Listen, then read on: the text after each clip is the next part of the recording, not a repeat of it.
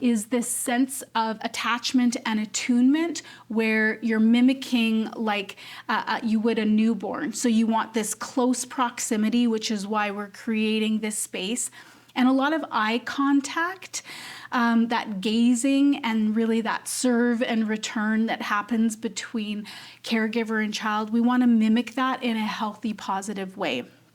So when we're doing things like coloring books, we're opening it up and maybe talking, looking up at your child, and allowing them to do the same.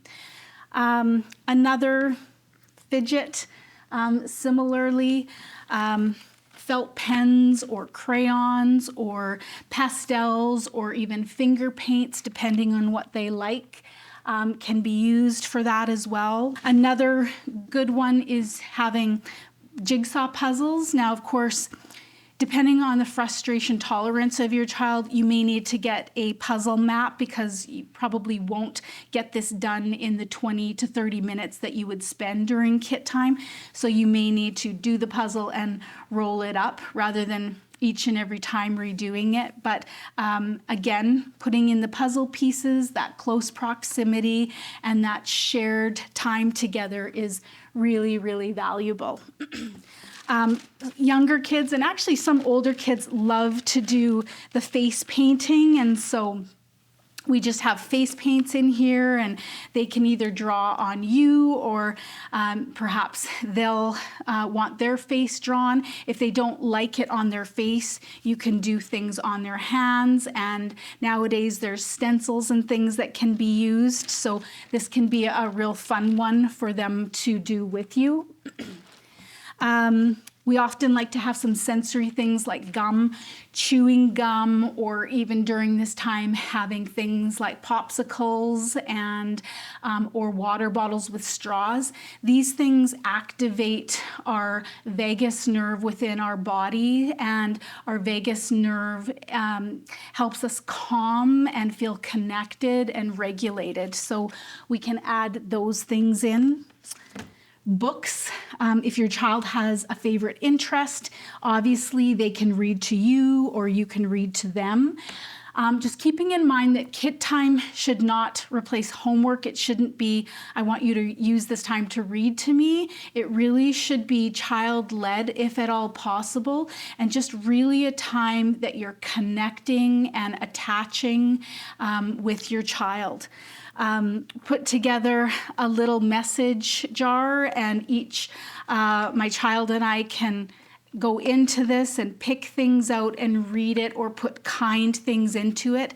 Another way that this can be used is to put in activities or kind words or affirmations, and then we can pull this out at each time that we do kit time.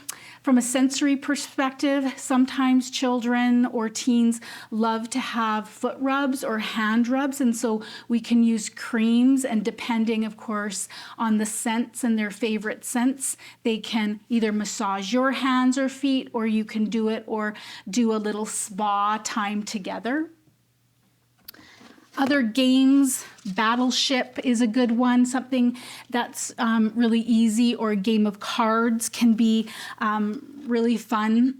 Bubble blowing, and also bubble blowing is great because it also activates, the blowing activates our vagus nerve, which really supports that calming internal feeling and experience, and really regulates our sympathetic and parasympathetic nervous system.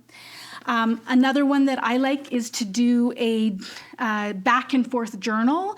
So you can just have a journal, and there can be questions that are asked, or you can put topics about things, and each of you can send this back and forth between you. So your child can answer a question, and then they can ask a question, and this can be just a parent-child dyadic journal. If they like Lego or Connects, This is another great one to work on. You can build pretty much anything that you want and have fun together. And a ball toss back and forth. What I would say is, again, you're wanting to mimic that back and forth. So kit time is not about gaming, because we are side to side gaming, not really looking at each other. It's really trying to create that sacred, shared parenting, healing, loving, connecting environment. So that in a nutshell is kit time, and I hope you enjoy doing it with your child or teen.